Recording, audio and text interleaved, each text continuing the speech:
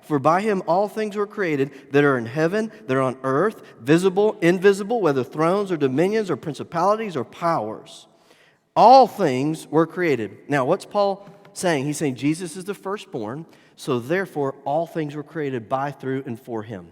And then he lists the things in heaven, earth, principalities, powers. He's just listing. He's covering all the things. He's saying, look, in other words, whatever you can think of, yes, it belongs to Jesus. And it was created by, through, and for him.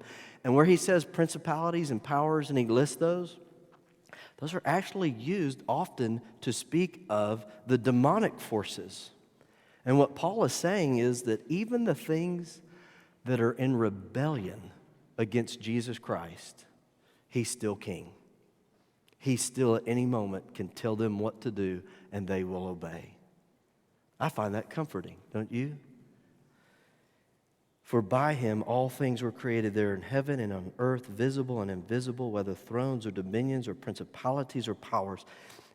Even those systems, those demonic forces of evil, they're in opposition to him. He's still king.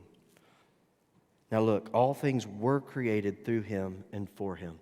It changes. That second time it mentions created, it changes to the perfect tense.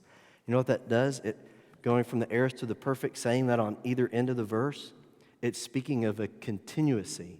It's still happening. This is beautiful. Let me explain to you what this verse means.